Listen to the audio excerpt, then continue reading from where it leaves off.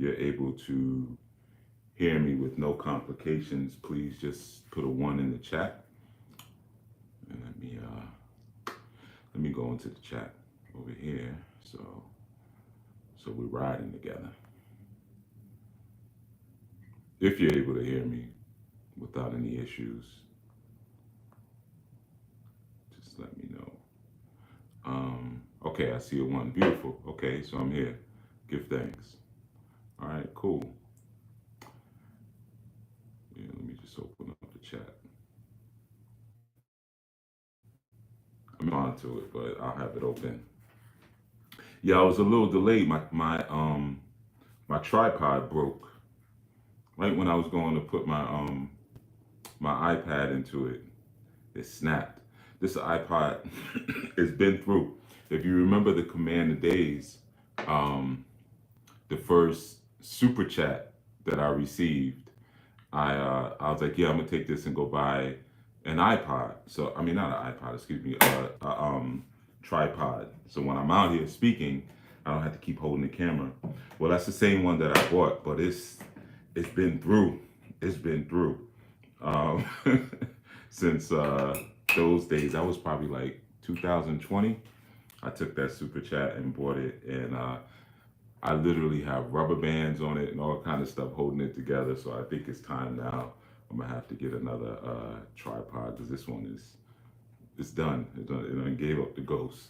So yeah, so I had to well, I got more rubber bands. So I had to rig something up real quick for rubber bands. That's why we're starting a little bit late and willfully nothing pops. Yeah, willfully it holds up and nothing pops. If it does, then that's that. All right, yeah. So again, I want to welcome you all. I'm Chief Yuya, for those of you who don't know, and you are on the Anu Life Global Ministries channel, of course. And as always, I like to just kind of begin with sort of centering our energy a little bit and getting into a space where we can sort of listen.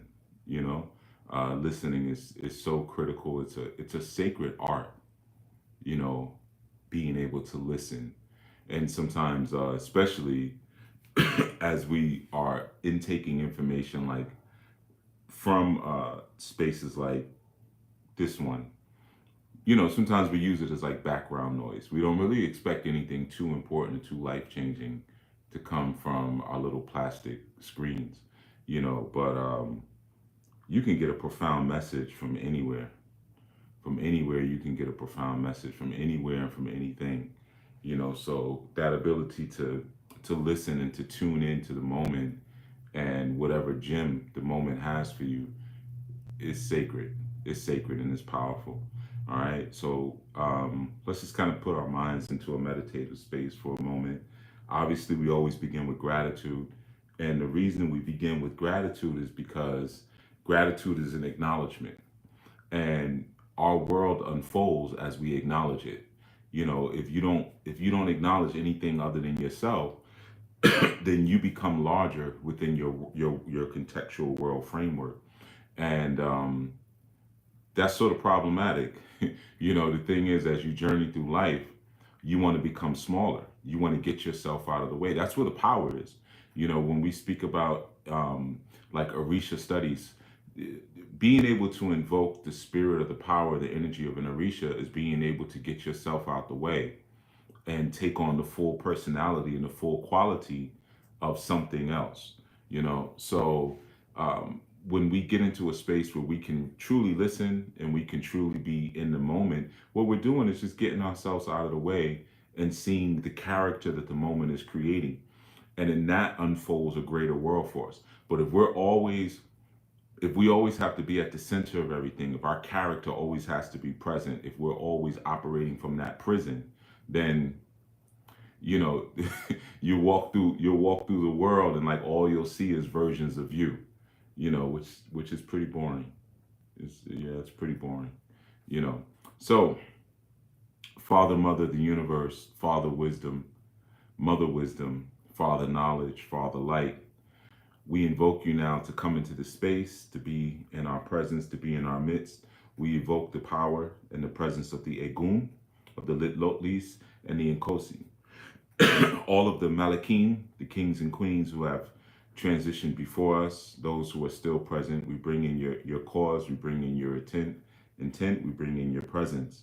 Right now, in this moment, we understand that there is an oil that is shared between us all, and that is the oil, and that is the flow of healing, that is the flow of power, of ancestral wisdom and ancestral talent. We invoke that in this space now.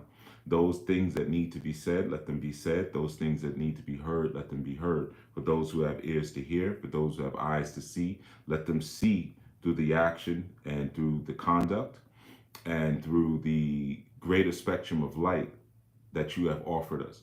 We know that we live in a society that seeks to lock down our perceptual awareness, but in this time, we ask for illumination. We ask that we be the illuminated ones. We ask that we be the ones with the torches inside of us that burn brightly inside of us and bring understanding to all that we do. We give honor to those who have come before us, on whose shoulders that we stand. We give honors to all the messengers who some people call angels, but the messengers who bring us great messages, who bring us wisdom, who bring us understanding, and who bring us mercy and grace. And in this, we move forward. We move forward in the name of our Messiah. We move forward in the name of our culture and in the name of our family. Selah. Okay, cool. So we got our minds in the right space, right? So as you probably saw, and greetings to all of you too. I saw your greetings in the chat. They're not there now, and I really do not. I'm gonna have it up on my phone. I don't want to touch this iPad to like click on chat stuff because I am positive it's gonna fall. I have you can't see it because I have it away from the lens, but I have a rubber band going across and I have it kind of strapped to the broken tripod, which has a broken leg, and the clip is gone. So it's a very, very delicate balance right now. I don't want to touch it. All right. So I will reference to my phone periodically to try to, pull up the chat, but I don't want to even like, oh, I don't want to do any of that. So, so as they pop up, if I see them, cool. But I'll just say greetings to all of you who have said greetings to me, and welcome to all of you. All right. All right. So, let me get some of this water before we start. That was the other delay. I went to go get my water bottle, and I guess because I was kind of going back and forth with that tripod thing, I couldn't remember if it was my pee bottle or my water bottle. And I'm still not 100%, but I'm gonna know right now.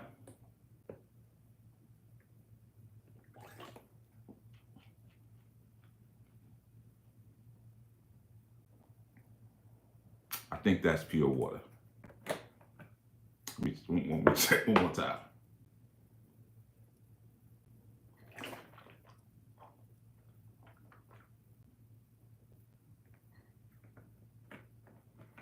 I think it's water. I think it's water. Yeah. So, I mean, I'm not sleeping in my car or anything right now, but I like to feed periodically. I feed my plants a little bit of a little bit of this pimp juice. So I have I put a little bit of it in a water bottle, and then I mix that. I dilute it with alkaline water, and I give that to my plants. But I couldn't, when I was rushing, I was like, wait a minute, is that the one I use for the plants, or is that? I couldn't recall in the moment, so I was like, and it has happened before. just to be totally honest with you, it has happened before. I mean, because my stuff comes out pretty clear, so it's happened before where I just went and grabbed it and was like, "That's sour." What the heck did I put in that? Oh, that's me. So it's all good. Little urine therapy never hurt anybody. Yeah, man. So as you saw from the title, the power of apology. I wanted to get in. Last session when we were speaking, I spoke about, that power of rendering sincere contrition or being able to truly be apologetic, right? Now, listen, I'm gonna tell you something before I go on with this segment, because this is the old head in me. Old heads drop gems all the time, and sometimes y'all miss them. I just gave you a gem on how to grow your plants. Okay, look, just a little bit of if you got good PP, and the first dawning P is the best because that has all the night hormones in it.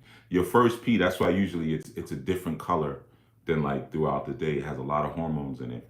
You just give a little bit. You ain't got to drown, your plants in it, but just give a little bit. If you're a beer drinker, I don't drink beer, but if you drink beer, like the little bit that's left at the bottom, give that to your plants. That's it really helps out a lot. There's a lot of other things you can give the plants to help them to grow as well. Like cinnamon is really good for getting rid of bacteria and different bugs that may try to eat up your plant.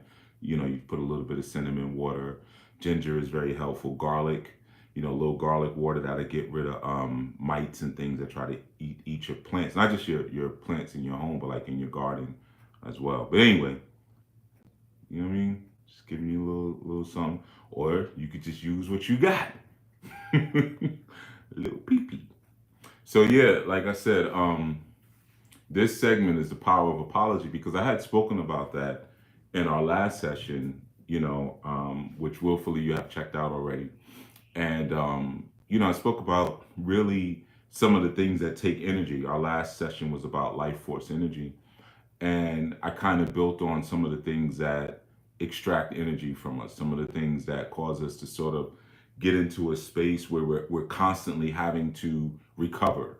We're constantly having to do rituals and drum, and I gotta go walk in the room. I mean, go walk in the woods, and I gotta go meditate because we're having all these things that are breaking us down and stripping us of our vital force and our vital energy.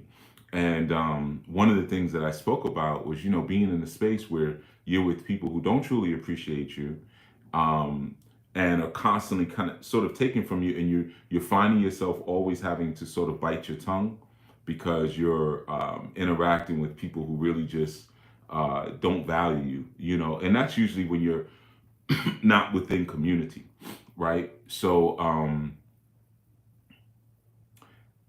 there's another side to that. And the other side is, a lot of times we talk about forgiveness. I talk about forgiveness. There's a segment that I did on forgiving. There's another segment that I did on letting go. These are older segments, but if you look for them, you'll find them. And where I broke down the value in forgiveness, like what it really means to forgive someone and the power that comes from forgiveness, which I've spoken about recently anyway on podcasts, but also letting go as well, right? So there's the other side to that. It's the one being forgiven, but then the other side is of that is the one asking for forgiveness. Excuse me. Let me get some more of this urination.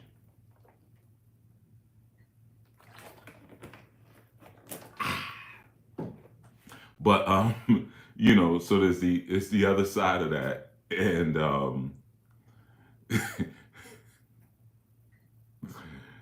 yeah, I don't know. Now y'all gonna start making up stuff. Yeah, he said his eyes was looking yellow. His eyes, he had that. His face had that yellow kind of like pea color. You know what I mean? Y'all start making up stuff. But yeah. So there's a power in being able to apologize, right? Sometimes you're on the other side of that, and this might be kind of a tough segment for some because um, I know sometimes I do certain insights, certain teachings, and people really feel like they're being called out, and you probably are. It's not my intention to call people out. Like if I want to call you out, I'm gonna call you and say, yo, what's the issue or whatever. I'm not really into the subliminal type of thing because I think it messes with testosterone. I'm very careful in guarding my manhood. So anything that I look at as less than manly, I don't really do. So if I'm throwing subliminals, that might mean on some level I might be afraid of you, and I don't like thinking that I might be afraid of somebody.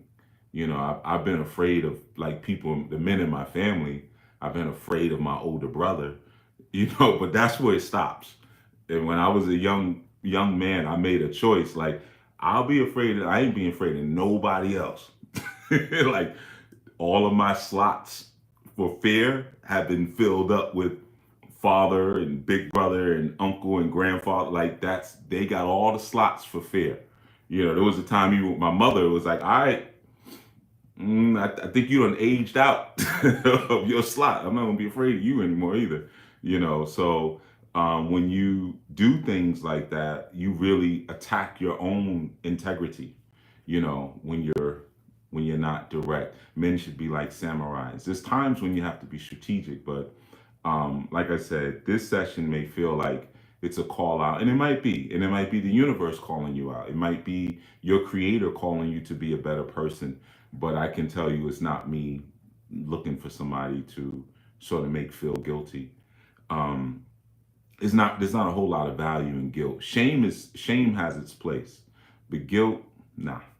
Um, so, one of the challenges that sometimes we face, whether you're on either side of that apology dynamic, is the lack of sincerity. If you sort of ask, I would think, if you were to ask people, what makes a good apology, it would probably revolve around it being sincere, like someone truly being sorry, and that being somewhat of a prerequisite to forgiveness, even, right?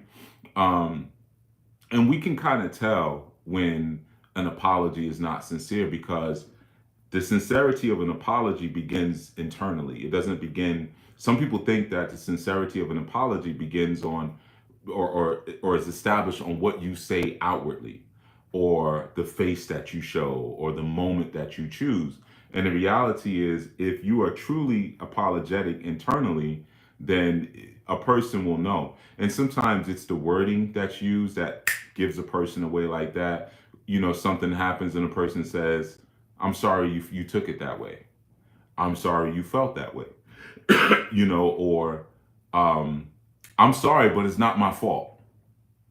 Right? Like, well, all right, that kind of just, canceled each other out. Which one is it? There's certain things that can be said. I'm sorry for how things went. I'm sorry that it went down like that.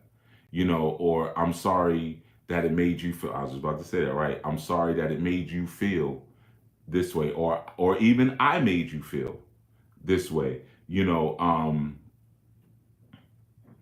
I didn't mean to hurt you, but this is what it was. It's, we get into that the ends justify the means sort of positional fallacy. And like a positional fallacy, or no, it's not called positional, it's called original positioning. A fallacy of original positioning means like, I'm okay with something until it affects me, right? So I might I might show up to an event, right? And I think I'm the third person in line. And they shout out like, "Hey, we're giving dinners, but we only have 5 vegan dinners." And I count and I say, "Oh, okay. Well, well, that's cool. You only need 5, right? Because I'm third person online." But then when I get inside, I realize there's a whole bunch more people inside. I'm not number 5. I'm not getting a vegan dinner. Now it's a how you only got 5 vegan. All these people here, you only put 5 vegan. Now it's an issue. You know what I mean? So that's the fallacy of original positioning. It's cool until it affects you, right? And sometimes you get apologies that are like that. Like, I'm sorry, but it had to happen. That's kind of an example of that. And or even sometimes it's like, yo, you need to get over that. I'm sorry, but yo, you need to get over that.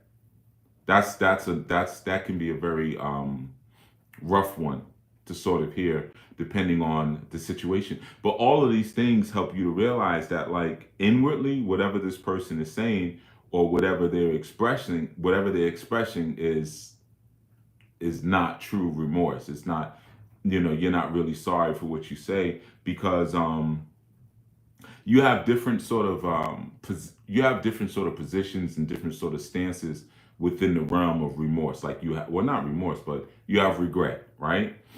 People will tell you all the time, like, yo, I don't have any regrets. I live life without regrets. That's a very self-centered person. When you see somebody say something like that, you might want to run the other way. That's usually the statement of a narcissist. You live your life with no regrets. You don't have, everything you've done has been perfect up until this point. Well, it's led me up to this point. Right, but there could have been another way to get to this point. So that's usually when you hear things like that, like, be careful, you're probably talking to a narcissist. But regret is when we have that situation where it's, um, I'm looking back on something and I'm recognizing, like, it could have went differently. I wish it would have went differently, right? That's your regret. And then you have, remorse. So remorse is just looking back on something and feeling unwell about what occurred. Like, this thing happened, and it's not a pleasant feeling that I have around it. It's not a good feeling I have around it. Or maybe I feel bad about what I did, what I caused, or what happened. I'm remorseful. Then you have empathy, right? And empathy is you having the ability to put yourself in, or to feel within someone else's contextual framework. That's empathy. When you can take the framework of another person's feelings, and you can put yourself inside of that framework. That's the notion or the feeling of, empathy, right? And all of these things have to really be present for there to be a real apology. There has to be regret. There has to be remorse. There has to be empathy, And sometimes when someone's apologizing, or it could be you, pointing fingers, and I got the three pointed back at me, like they said. Um, Sometimes it could be you, like, yeah, I'm apologizing because I want to make sure we're good. Sometimes apology comes from there, like you're just trying to check off a list. I see what I got to do today.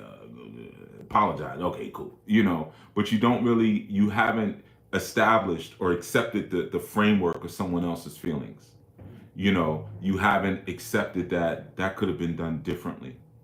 You don't feel bad about how things were done. You're just trying to get whoever or whatever you offended to get over it.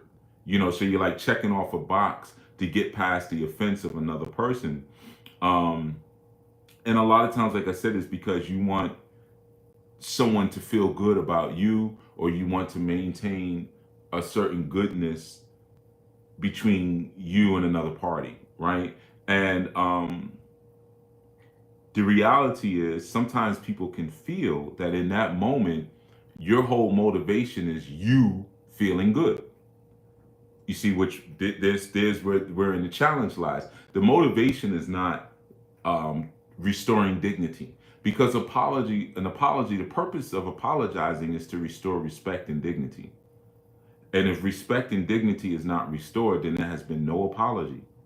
So if your whole purpose in apologizing to someone is to feel better, because, oh, we're good now, I apologize, we're good, then it's, you're gonna find that you're still perpetuating, um, more of that loss of respect.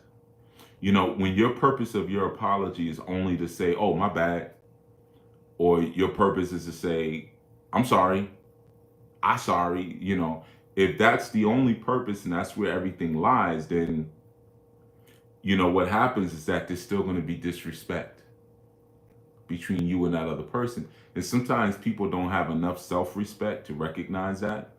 So you may say, "Hey, I'm sorry," or "My bad," and it depends on what the situation is. You could be in a supermarket, you could be in Whole Foods, whipping your cart around the corner, and you bump into somebody. Boom, oh, my bad, sorry about that. And that may be perfectly acceptable to just but it could be a situation where it's a little bit deeper, and now there's respect that has been lost. Stephen Covey, before he transitioned, there was a statement that he said that I thought was so very powerful. And he said that you can't talk your way out of problems that you behave yourself into. And that's one of the primary things to recognize when you're apologizing to someone or you're receiving an apology. Sometimes you'll hear things like people will say like, well, I don't know what you want me to say. I don't know what you want to hear. There's nothing that can be said in order to correct your behavior. The only thing that can truly correct your behavior is new behavior. So you can't speak your way into a proper statement or a proper moment of remorse. I'm not going to answer any questions that's in the chat. Okay, so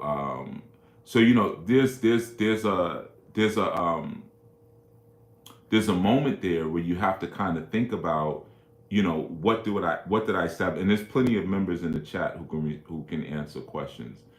So willfully the members are not just walking around the park, but actually, focused in. You know, but a lot of times when you get that sort of ideology where you're trying to talk your way out of what happened or what's going on, what you're trying to do is you just focused on results. The ends justify the means.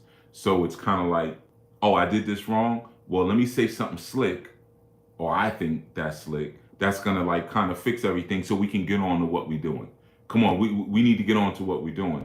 And that's sort of where that idea comes in. But that creates mistrust.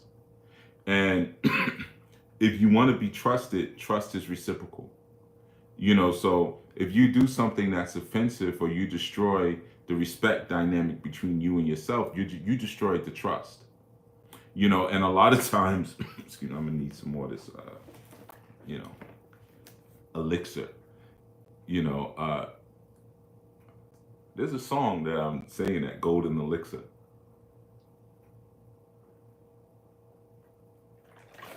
I'm not talking about urine though. Somebody asked me if that was about golden showers, but it's not.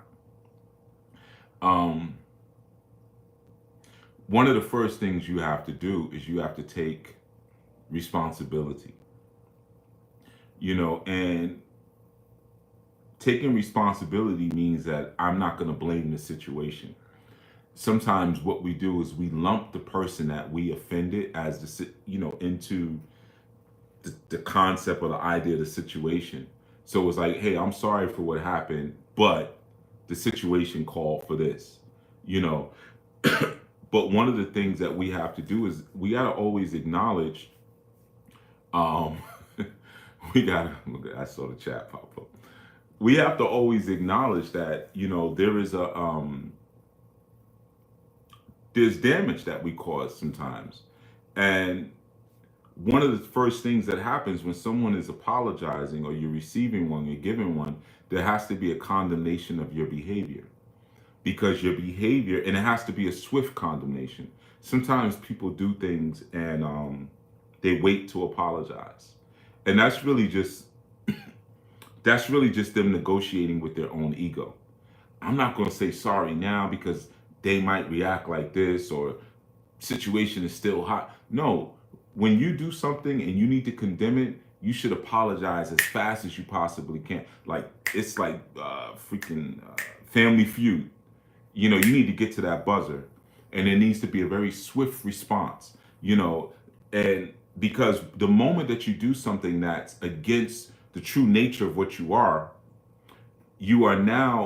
condemning your own moral value.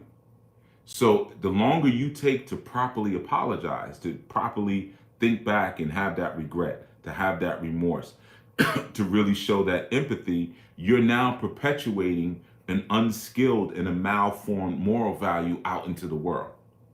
You see, so apologies have more to do with your own goodwill than anything else. An apology is sometimes it could be similar to the science of charity. Like I've said recently, we don't give charity because of who you are. We give charity because of who we are.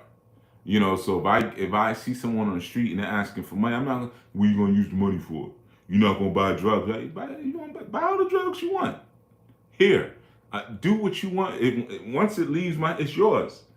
So who am I to condemn? Or sometimes we say, now, if you do something with this, you ain't gonna be blessed. I am blessed already because you just gave it to me. And blessings come from all over the place. Evil can bless you. A blessing just means to give blood, to kneel and be given blood. So a blessing is a charge. So the thing is, your apology has to begin with acknowledging who you are, and recognizing that you violated your own code. And that means that you have to accept the punishment for what comes. Um, and your sacrifice, similar to when I was speaking about life force energy, your sacrifice for your apology has to be larger than the pain that you caused. You see? Now, if you kind of add up to just you do something and you say, "I'm sorry, my bad," does that is that offering or that investment, is that more than what you caused? You see, is that more than what you caused? Or is it just for you to check a box off? The thing about it is that there has to be a true commitment to not continuing that behavior. That's why sometimes after a while, some people's apologies just don't mean anything. That I'm sorry, I won't do it again, I'll do better, doesn't mean anything because you didn't really condemn that behavior, and maybe you've done this thing 4, 5, 6, 7, 20 times. So we know you're sorry doesn't mean anything. And in truth, I'm sorry hardly ever means anything. You see? But sometimes what comes with that, what you want me to tell you, is sometimes people will quote unquote apologize with a demand to be forgiven. You see, and no one is under any obligation. Once you see some of these elements present, that means whatever the person is doing in that moment is not real. It's not real, right? Um, and I'm not just saying this from the perspective of you as a victim. I'm saying this from the perspective as myself or you as being the offender. Because apologizing correctly, showing true remorse is a part of maintaining your life force. And sometimes the simplest lessons we just never received. Like maybe no one ever really told you how to apologize. Maybe someone said, "Go say you're sorry." You just go say you're sorry. Sorry. And then if you take it a step forward, you just give a narrative. What are you sorry for? I'm sorry for when I did this and then I did that and then you said that and then you said that and I'm sorry. And you might imagine, well, that's the end of it. I did my part. I did my due diligence.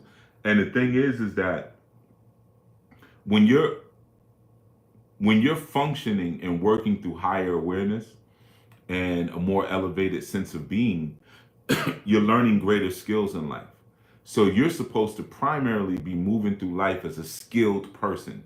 So the moment you do something that causes offense, you have now neglected your skill, right? So if someone does something, let's say if I'm somewhere and I'm with my children and they're doing something that I don't appreciate and I snap at them, right?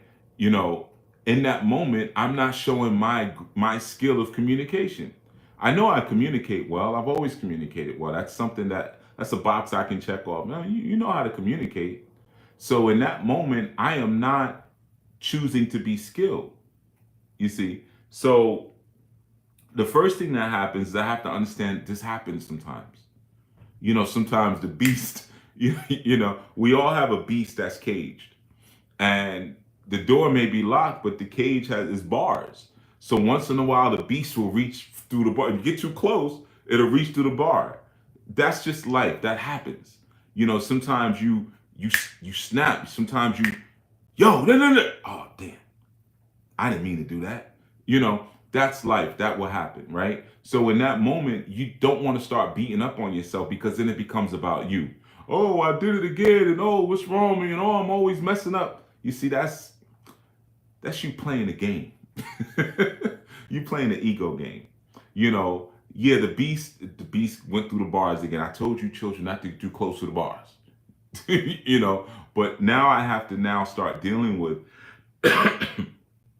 recognizing that I can feel shame. man, I'm ashamed for what I did. I'm ashamed for what happened. But it doesn't mean that I'm a horrible person. It doesn't mean that I'm a terrible person. I recognize that I'm wrong, but I'm not guilty. See, there's a difference there. Shame is great. We live in a society now. There's no shame. You don't shame anybody for anything, right? So as a result, there's no accountability. No shame, no accountability, right? But there's definitely guilt. You should feel guilty. You should feel. What can I do with guilt? Nothing. I can't do anything with guilt because guilt only requires me to be discharged of my guilt in a way that you seem fit. And most of the time, the person who's going to say guilt over shame is going to have some sort of mechanism that's unfair to everybody that I have to own up to. Oh, you're guilty. So, you go to jail for 50 years. You're guilty. You're guilty. You touched someone inappropriately. Go to jail for 50 years. You killed someone. Go to jail for 11 years. You see, guilt can be really weird to kind of figure out. You know, but when you apologize swiftly, when you feel that shame and you recognize, like, man, okay, stuff happens. I messed up again. What happens is that you're quickly turning back to your ethics. You remember that root of eth, it means utopia. Eth or the means divinity, right? Like theology. Anytime you see that eth, you're talking about something that's divine. So your ethics or your personal ethics is supposed to be your divine nature or your God nature. If you use the term God, so be it. But it's your guru self or your divine self. So you want to quickly, when something happens, you want to be quick to be like, let me get back to my ethics. You don't want to stay in a space because the guilt keeps you in a human personality, right? Hey man, the human acts up sometimes. That's just what it is. It's going to do that once in a while. It's going to act up. But my divine nature is recognizing that I'm ever present. I'm with you. Yeah, you messed up, but don't worry. I'm here. I'm still here. I didn't leave you. I'm still here. So we can always tap right back into it. And of course that begins with the regret. You know, and there's nothing more powerful than a real apology moments after you offend. Like a lot of us didn't grow up receiving that. Like, imagine if your parents apologized. Some of us have never been apologized to by our parents. Never. Our parents just never saw us as, worthy of an apology. Like they may know they may have done something and then they think, and I have been guilty of that myself. I am not gonna lie. I have been guilty of that. There's been times where I yoked up. I mean, not so much the boys. I've yoked up one of the boys, and you know, somebody else came outside into the backyard, into the room, and like, no, it wasn't him. It was so and so. And it's like, oh, and it might be a quick, my bad. And it's like, but I didn't do anything. Yeah, but you will. You will. That's for the next thing you do. You see, that's not right though. That's not right. That's not good parenting. I have been guilty of doing that because maybe this one just did something yesterday and I'm still a little annoyed. And it's like my ego doesn't, is has got me in a headlock. So I'm deciding in that moment not to flow with my ethics, but to flow with my satanic energy. My satanic energy is my brain. So I'm using my brain and not my spirit. And I don't want to say, you know what, I'm my bad, son. Like that was messed up. I should have got all the details first you know, and figured out what was going on before I picked you up and flipped you over, whatever. Um, but there's a great power in that, being able to excuse me, being able to apologize swiftly, and what happens is that when you show true remorse or when you feel or express true remorse, you're not necessarily going to um, undo the harm that you did, right? Well, I didn't say it, but Stephen Covey said it. Um, you can't talk your way out of what your behavior has created. But that's a part of the process. Remorse is a part of the process. You know, you have to make a resolution within yourself that I'm not going to do this again. This is an action that I'm not going to repeat ever again. You know, I remember as a child, I can't remember how old I was. I don't think I was. I know I wasn't older than 12. So let's say I was probably between like 7 and 12, somewhere around there, somewhere like that, right? But starting to get, I went through puberty pretty early, so I was big. I was a big child, you know. And I remember I was somewhere. I don't remember where, if it was the beach or something. It's so long ago. But I was with my mother, and we were doing something. I don't know if we were just standing and walking or we were dancing, but I know there was movement. It might have been dance. And I stepped on my mother's foot. And I remember she said, "Ow!" You know, I'm not, because I'm not a little boy anymore. You know, I'm a little boy, but I'm a big little boy. And that was the first time I had ever remembered hurting, physically hurting my parent. You know, and I remember the look on my mother's face. She was like, ah, like it really hurt. I don't remember. I might have been jumping up, but do you know, children? I don't know. I feel like we might have been dancing, and I felt so bad because this is my mother. Like you know, and it's not like my mother hadn't hurt me before. Like we came from a corporal. I came from a corporal punishment family, right? So I'm getting it from mom, pops, whoever, you know. But still, you don't. That's not a dynamic that goes in that direction. In my household, it wasn't a dynamic where you raised up on our parents, you know. So it was an accident. It was really an accident, and I felt so bad because I didn't watch where I was going. Whatever I was doing, I wasn't mindful of where my feet was, and I literally hurt my mom. I mean, she wasn't limping or anything like that, but that was not a feeling that I ever wanted to send to any woman, you know, or any parental figure or whatever, anything like that, you know. But I remember feeling really bad, and I remember pretty much for the rest of my life always paying attention to where my, and I have big feet.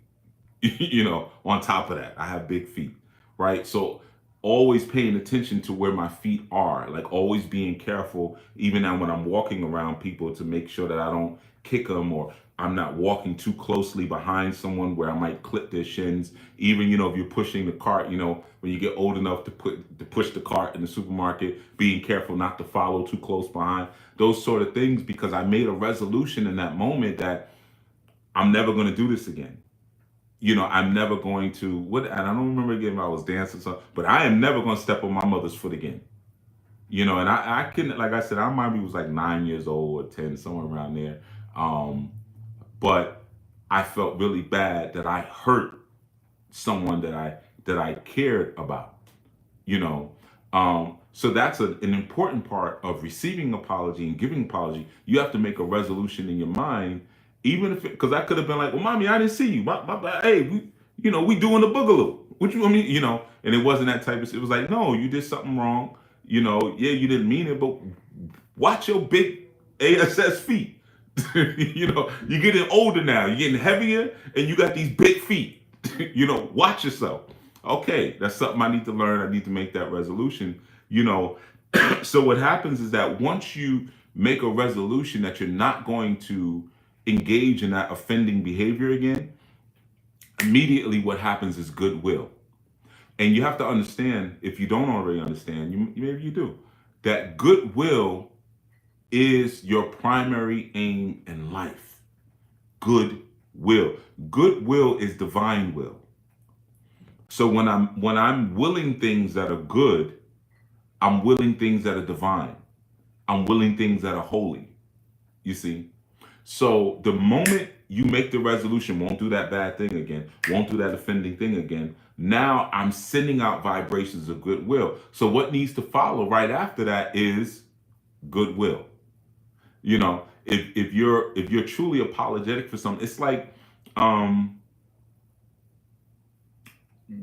again, you whipping your cart in the supermarket, and you run into somebody, you knock their stuff over. Pick their stuff up. Pick their stuff up. Like immediately spread goodwill the moment you do something. And one of the reasons that's so important is because when you immediately spread goodwill, you remind yourself of who you genuinely are.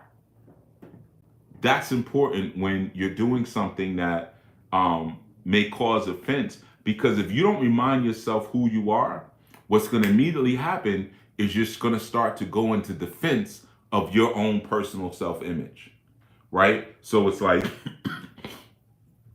I did this bad thing, I'm bad. And on a subconscious level, you kind of go into this denial. Once you start to defend your self-image, you go into a place of denial that now says, I didn't really do anything. I didn't do any harm. Like you could step on someone's foot and be like, well, we you know what I'm saying? We doing the funky hustle. Stuff happens when you do. This is a mosh pit. It's not a mosh pit. We was doing an electric slide. I thought it was a mosh pit. So it's like you now go into denial about what you actually did the moment you don't jump into that space of no goodwill. So let me now um, do something that strengthens my resolve and my determination to not do harm. See, so when you're in a situation where you have to apologize for something and you immediately swiftly say, oh, that was wrong, let me do right now. Let me immediately send out a vibration of right. I remind myself that I am a product of goodwill. I am a product of the light. When you say, let there be light, and the light was good, that's me. I was the light that was good. Because later it says, you are the light of the world. Also, I was the light that you created in the beginning. So, and you said it was good. And the word good comes from gut or gut or God. So it's goodwill is God's will. I am a product of God's will. So I have to remind myself, if I do something a little sideways, let me immediately go back into my original nature. What is my original nature? Goodwill. You see? So that way I don't go into a place of denial like, oh, it wasn't that bad. What you crying for? Like I know I have younger siblings. And that's one of the main things you say. At least, in my house, we were a raucous house, but you rough housing with your little brother, whatever, and you have a flashback and you really hit him with something for real. He cry, hey, shh, because once that crying started, now the trouble's really gonna come. One of the adults gonna hit, but you be telling it like, man, I ain't even hit you that hard. You start doing like, yo, stop being a baby. Like, so you start going into that space of denial because instead of doing goodwill, like, oh, are you okay? I remember years ago when I was a little boy, we used to do this thing back in the days.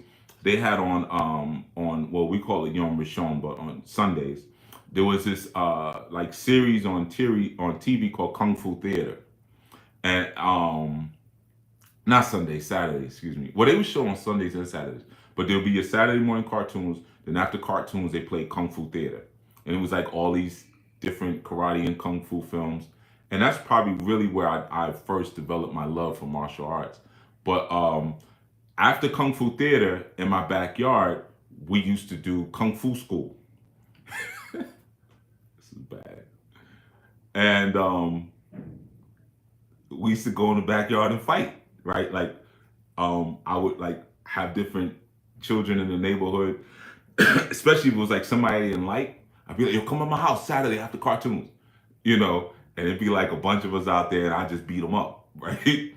And I remember one time we was doing Muhammad Ali school. And so this particular Saturday we boxed. And I didn't have boxing gloves, but I had got these socks and I put like all this material, my mother's like scraps from her. My mother's used to sew a lot, and I put them in the bottom of the socks. It was like, all right, we're gonna box now. And mind you, it's just a bunch of little children. Like, so it's not like there's an adult there. Like, we're all children. And I remember fighting this dude. This is when I found. Well, it was one of the times I found out I was actually tough, and I busted his nose. Right, so it's like blood flying everywhere. Right, so I was like, oh, so I ran in the house. I was like, yo, let me get you a towel. So I'm in the bathroom, like, yo, getting some, like stuff to to stop the bleeding or whatever. But there was a moment when I looked in the mirror. I'm like, and I looked up in the mirror, and I remember this like it was yesterday. I was a little boy, and I was like, yo, and I gave myself. I was like, yo, you nice, like, yo, you know. But then I'm running back. I said like, yo, I'm sorry. You all right? I'm sorry. But inside, I was like, yeah, yeah, Muhammad Ali, boy. So a lot of times we have to know when our apology is authentic. When, like, in that moment, I'm a little boy. I can talk about this and laugh now, but you know, that authentic goodwill, when you sending that forth, it strengthens your determination. And what it really truly does also, it forces you to determine, not, excuse me, forces you to examine your actions, and most importantly, the effects of your actions, because you immediately shift into your good self or your God self, your God will. You start to immediately look at, okay, what other actions may I have engaged in that are also harmful, right? So, like, let's say when I was a little boy and that happened, and I would have ran into the house, got the towels, and been like, damn, I need to stop doing kung fu school. Like, somebody could really get hurt. But I wasn't really sorry. I just didn't want to get in trouble. Because I remember running in the bathroom and getting top, but I'm reaching for the towel. I might have got like a towel out of the hamper. But I remember like, don't get the one, like, don't get my mother's white towels, and then because the blood ain't gonna come out, then I'm gonna get in trouble. So I remember doing that, and like, I wasn't really sorry, but I was scared to get in trouble. Like, if it's a Saturday, so my parents are home. Anybody could come outside. Like, let my father pull up in the driveway and like, what y'all doing back there? Oh God. You talk about blood. Now it's really gonna be blood. Or my mother might see it and then she might tell my father. And now ain't gonna be no more karate school. So in that sense, you want to be able to abandon the harm that you may cause, because when you don't abandon harm, what happens is you unground or you unpin your goodwill. Goodwill requires grounding in order to be effective. It's like sometimes even when you're casting Odu, Alafia, if you're casting, with kola nut, or obiabata, when you get the reading of Alafia, it's good, but it's ungrounded. But when you get a reading that shows like, okay, there's light and there's dark, now you have grounded. Goodwill is the same way. In order for goodwill to be strong, it has to be grounded.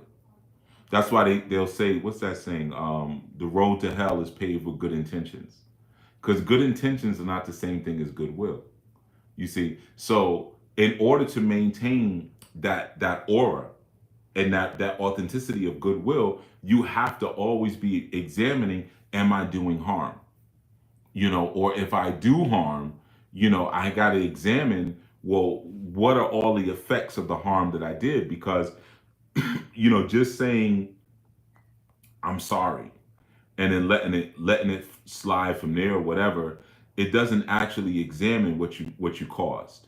And if you're not examining what you caused but still trying to say, wait, well, I'm a good person, it just won't, and it just doesn't work in that manner, right? So that concept of being able to apply, sort of like in the trenches and the dirty part of all of your actions, like, that's when you're really getting down to being a righteous person. That's when you really go into the trenches of your own righteousness. um you're making sure that my goodwill is honest goodwill, right?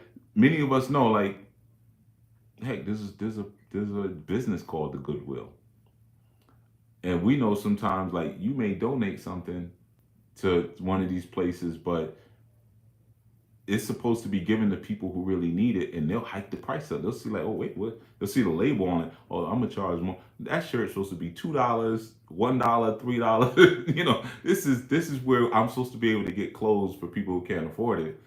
But your goodwill isn't honest. You see, so um, you'll have an impact.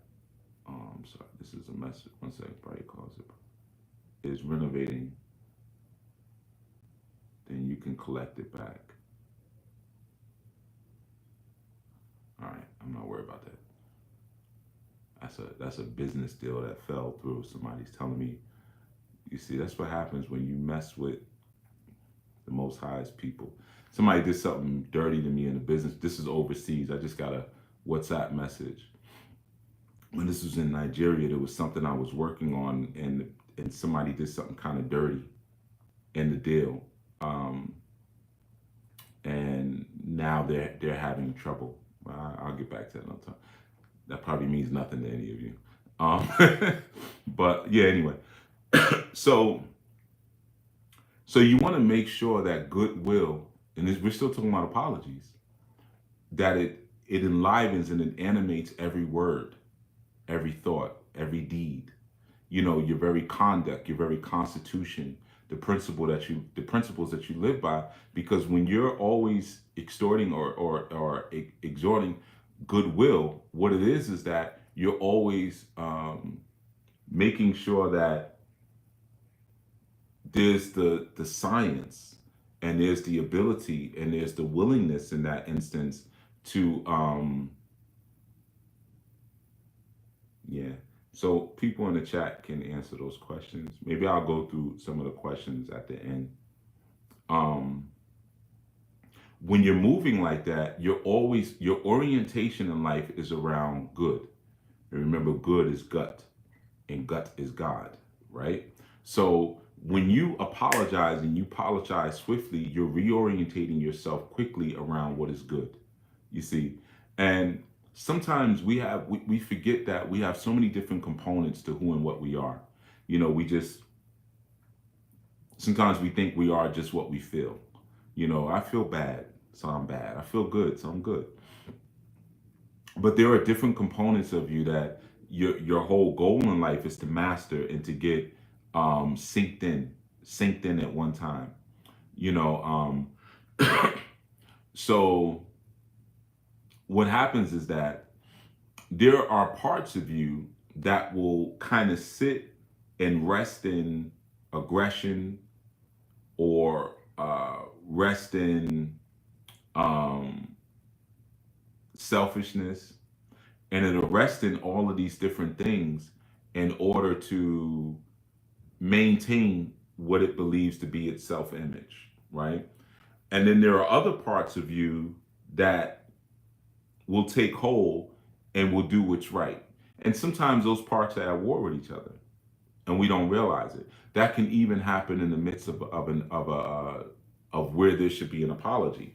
Sometimes where there should be an apology, what you're doing is like there's a part of you is like, sometimes you get the cartoons where you have the two entities on your shoulder, the two messengers, and one is saying do it this way, the other one's saying no, do it that way, right?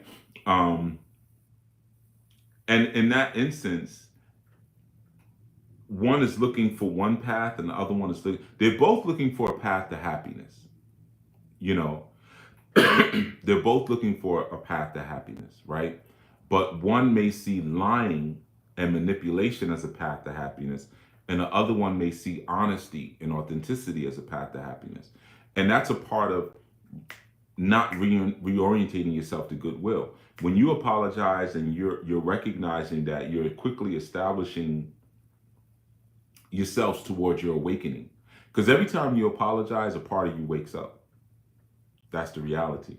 Every time you don't apologize, there's a dead part of you that stays in place. It's very similar to when you have well, some people will call them dreams. I call them visions, but if you're a person who still dreams, right?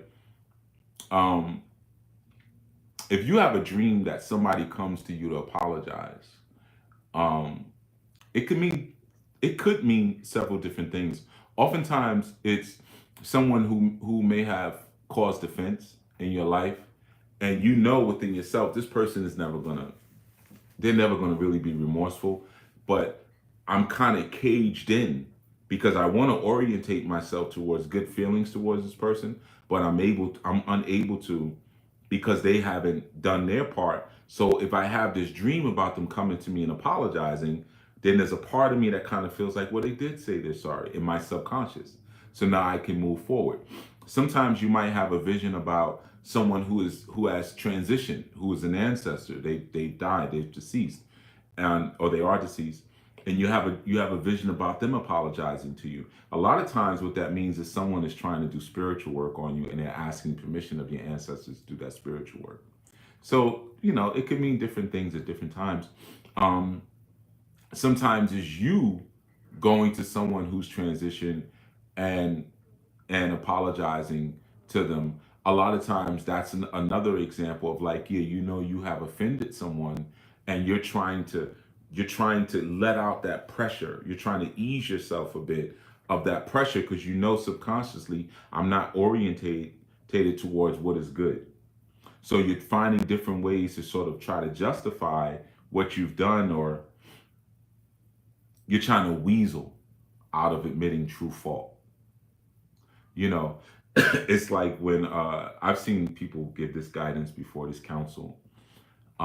You do something wrong to someone, so you write a letter to them and you never mail it, apologizing about what you did. That is so weak. That is so weak. If you cause physical offense, you go to that person physically and you ask for forgiveness. You apologize. That's what you do. But all this roundabout, we're going to do a ritual.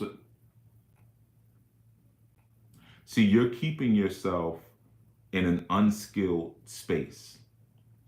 And remember, if you are someone who's operating from higher dimensions and higher perspective, you're operating with higher skill. So you want to stay away from being unskilled. That's the key. One of the ways that you increase your skill is through confession. See, confession, what it does is a lot of times we don't confess what we do because we're afraid that if we confess, people will see us as a terrible person. People won't like us. People will see us for who we really are, quote unquote, because we think there's this idea of, who we really are inside that never leaks to the outside. And the reality is, confession is not for forgiveness. I know that some of you may have come up in the Catholic arena, and they have maybe sort of, infused your life with that idea of confess your sins and be forgiven. Confess your sins to a person who you didn't who you didn't do anything to, and that person will then grant you forgiveness. That's not what confession is for. You know, confession is to relieve yourself of what's rotting inside of you. So when someone allows you the opportunity to confess, they're doing you a favor by sitting there and listening to it. Because what happens is that when you don't confess something, it starts to fester. Starts to fester, and it putrefies inside of you. So when you're able to get it out, when you're able to say, hey, this is what I did, or this is who I was, or this is who I am, what happens is that thing that's rotting, it's like you regurgitate it up, you put it out in front of everybody. They don't have to do anything with it. If you confess something, no one is obligated to say, it's okay, you're still a good person. No, it's not about that. Or saying, I forgive you. No, confession is never about forgiveness. An apology isn't even about forgiveness.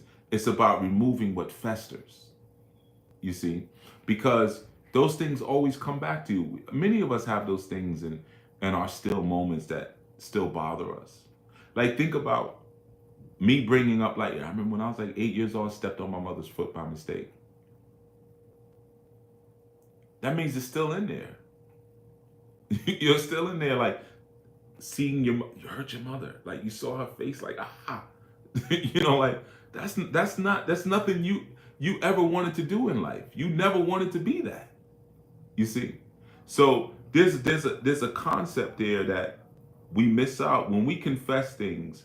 What we're doing is we're reestablishing a connection, and we give ourselves control by confessing. By confessing, we give ourselves control back of our wisdom. We give ourselves control back of our true and honest selves. That is the point of confession, to gain control back. You see, when we allow things to maintain in the dark, and we allow things to maintain in the shadows, and we allow them to rot within the shadows, then we lose control of our lives. Those things start to ride over us, and we do so many other things to try to avoid that.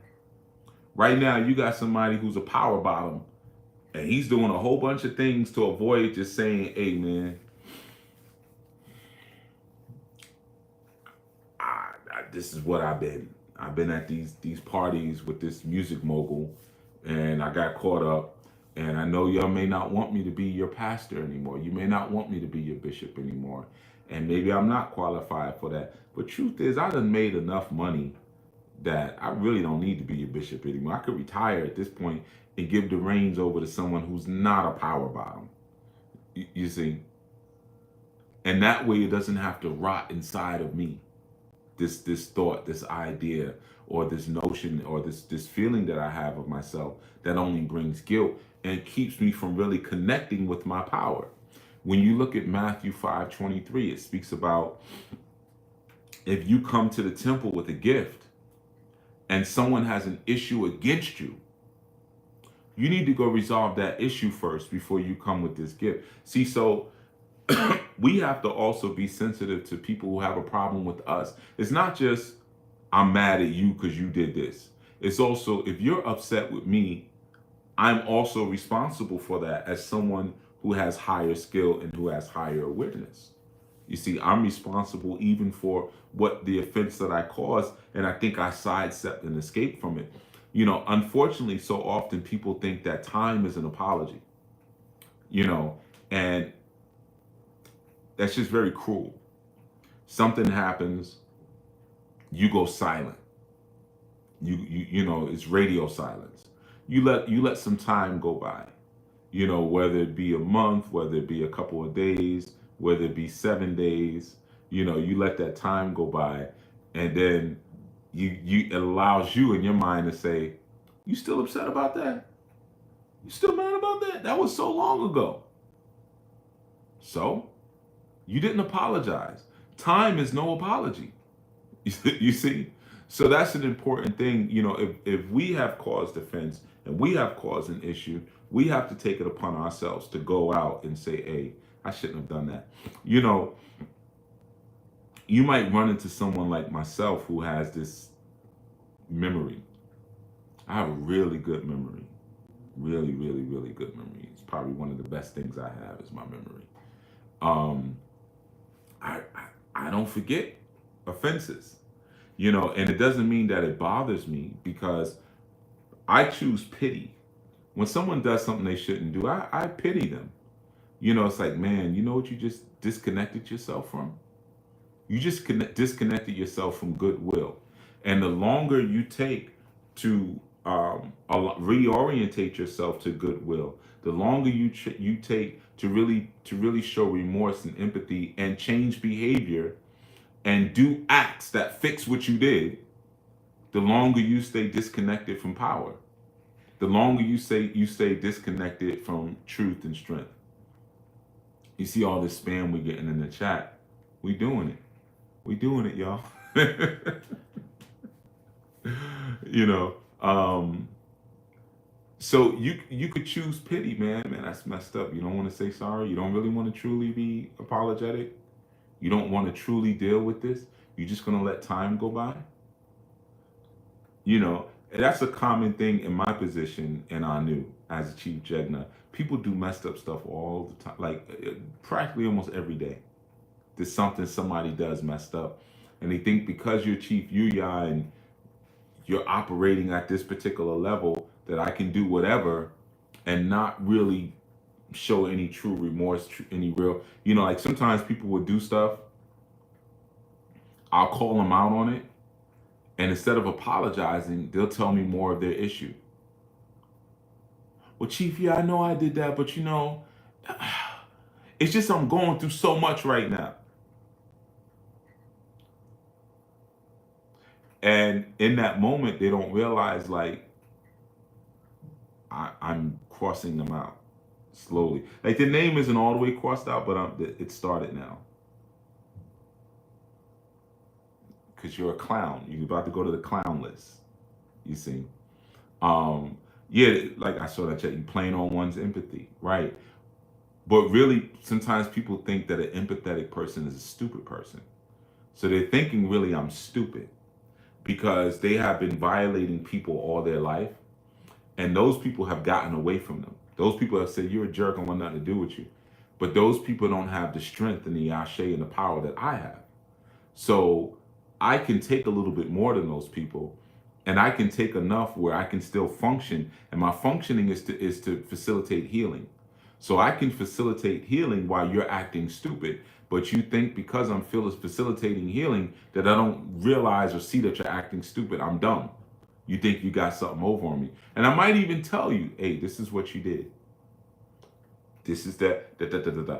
People sometimes, even when I used to do that, they would say, "Oh well, Chief, I didn't mean to offend you." No, I'm not offended. And you try to say it in as nice a way as you possibly can. The reason I'm not offended is because you're not important enough to me to be offended by it. But you don't want to say it just like that. So you find special ways to say it. You find ways to kind of, but sometimes you might just have to say that. Like, do you know how little you mean to me? You can't hurt me. Nothing you could say or do could hurt my feelings. I don't care anything about you. I'm giving you an opportunity to act right, but it's kind of like even sometimes when people jump in comments and they want me to like explain myself. You said this, that. I don't care nothing about you. Like I've said before in the past, I was cool before Chief Yuya. I was cool when I was Brother Haru. I was cool when I was Brother Yusef. I was cool when I was Big U. I was cool when I was Kane. I was cool when I was Mac Truck Diesel. They used to call me Truck Diesel. I was cool when I was Truck Diesel. I've been cool for a long time. So, I don't look for this experience to find my identity in. That's been established. So what's being done here is grace. And if that grace can't be accepted, that's on you. Like I said, all I have for you is pity. That's a shame. You had this opportunity and you squandered it, you blew it. You had this opportunity to reorientate yourself to something that makes sense and you blew it. Wow. That's sad because I know what comes next. Like I know what you look like in your older years as a result. And I know how hard it's going to be for you to get back to sanity. Man, I feel for you. And I tried to let you not go that way, but I'm on the curb. You walking in the street about to get hit by a bus. I'm not going to go stand in front of that bus with you. I'm going to, hey, there's a bus coming. I'm not jumping in the middle of the street. I'm not doing no Superman thing, So our potential, our power in apology is the power of goodwill and our power to reorientate ourselves around what is good, what is powerful, what is wise. That's our power. You see, so anytime you get an opportunity to apologize, take it. A real apology, do it for real. Because when you do it for real, you become a little bit more awake. Remember, awakening or birthing is a process. Yeah, society tells you, what day were you born? It, that doesn't matter. Your borning is a process, just like your dying is a process. Sometimes we, as outsiders, we get a sense when someone's starting their process of dying. Whether it's a couple of days, whether it's a couple of hours, we can kind of, oh, they're preparing themselves. The transition. Birthing is the same thing. Just because you came out of the yoni doesn't mean, okay, the person was born. No, there's a slow process of awakening. And just like any dream you may have or any vision, the purpose of a dream is to awaken you out of your sleep. That's why you always have your dreams right before you wake up. So right now we're going through in a process of wakening up. And an apology, remorse, and reorientating around our purpose of goodwill is a part of waking back up, because that was our original design and purpose. Let there be light. The light was good. You are the light. So the light did what? It fell into darkness. And then what does it do after it falls into darkness? It awakens back up to the light. So anytime you have an opportunity to awaken back up into your light form and into your light body, you take it. That's smart. That's wise. That's a freebie. That's a man, I messed up. I can reestablish dignity and respect between us, and at the same time, wake up my spirit even more. I'll take it. I'll take it. You see? So that is what I wanted to share. It's connected to, again, if you haven't listened to Life Force, which was the segment that was last strong, I suggest you check that out, to the Life Force segment, because you'll see how the two are connected with each other and how it's so important to maintain your energy, and different things you can do that slowly pick away on a microscopic level, pick away energy from you. All right, now I'm gonna go through the chat real quick. I know there was a bunch of junk, but I'm not gonna do it on this iPad, because I literally right now my hand is right here. I got my hand under it just in case it tries to fall on me, you know. But I'm not gonna probably answer any questions. I might not even read anything back off. Okay. So oh man, there's a lot of stuff here. Yeah, I don't think I'm gonna mess with this. But, okay, I'll just you know what? I'm just gonna grab the big stuff. Tamika Hurd said, yes, it was meant to be. I've been procrastinating and reaching out to you. I hop on YouTube and this live is starting. These videos always hit home. Alpha woman now with the curious. Okay, cool. I'm just grabbing the big stuff. Not to say that the small comments could be, powerful and potent too, but yeah. I'm just grabbing the ones that catch my eyes real quick. Actually, I'm kind of done with this. I'm over it already. I'm already over it. All right, I'll read one more. Master Menelec said, I've had those mental wars. There's the one that says it wasn't that big of a deal, don't worry about it. And the other says, wrong is wrong, go fix it. Yeah, it's always a big deal. Your ascension back to the light is always a big deal.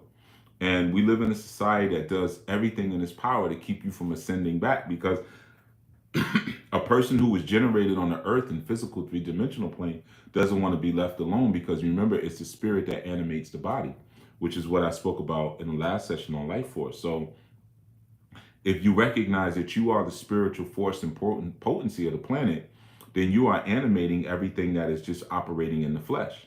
So it's no different than when you, like I said, when you wake up sometimes and you can't move your body. So imagine what happens when all the light beings and the indigo children ascend themselves spiritually off the planet. Everything else that's left here is going to be paralyzed. So the whole society is based around don't move, don't go nowhere, stay right there. You see, and trying to make you think that your full creation and rise comes from the earth. That's why I said it always starts you in the root chakra. You start from the root, then you go to the sacral. You might have started from the root. I didn't start from the root. I started from the crown and fell down. You see? So my aim is not, I got to establish what's in the root first. No, my aim is establish what's in the crown first. I have to establish my unseen aspect, my divinity first. The crown represents all my wisdom, my guru self. I have to find my identity as a deity first. before I determine my identity as a human, because my identity as a deity is where my purpose lies.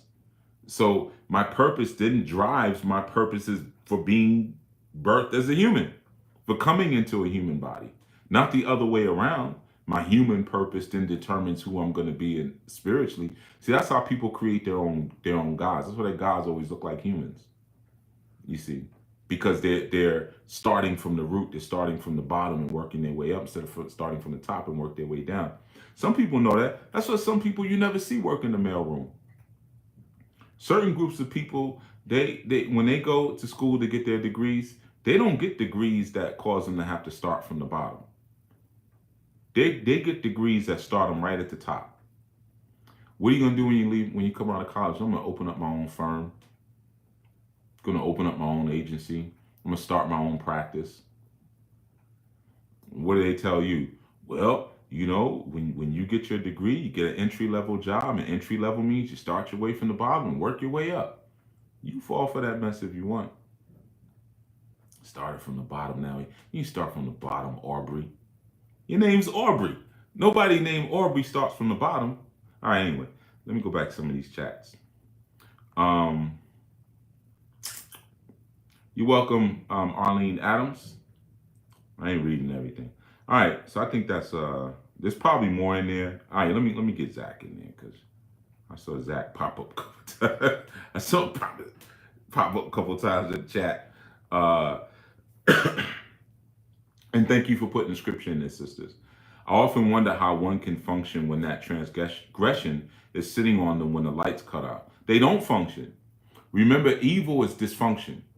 When you say something is evil, it means that it's not functioning in the purpose that it was not intended to function. Now, when you use something other than the purpose that it was intended for, this is the definition of abuse. So being dysfunctional or having a transgression that's festering inside of you that you don't confess and own up to is literally you accepting dysfunction in your life and abusing yourself. You see, that's why when they say confession is good for the soul, because you're no longer abusing yourself, you're loving yourself, regardless of what the confession is. And a confession is meant to be embarrassing. You might be like, oh man, that's too embarrassing. I can't say that. I remember years ago, one time we were having a community guy. This is when I first was putting our new together, like years and years ago. Like, that was 20 years ago. Wow. That was 21 years ago. Damn. But anyway, we were in my living room with me and a bunch of other brothers. And one of the brothers had shared a confession. He was like, it's something I wanted to share. And he basically shared that when he was younger,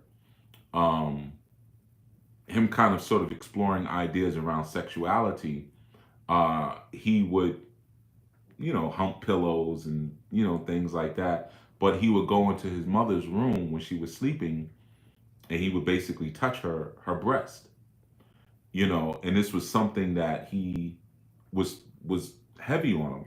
And I remember when he shared, now at the time, I think he was about 38. Yeah, he was around 37, 38.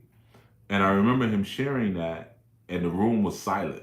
Now, I was, I was, there were elders in the room. You know what I mean? There were elders in the room in their 60s. So I'm like leaned back, like, okay, well this is all you, and they didn't know what to say. Like they were just like, wow, that's deep, brother. That's deep. Like that's all they could really say.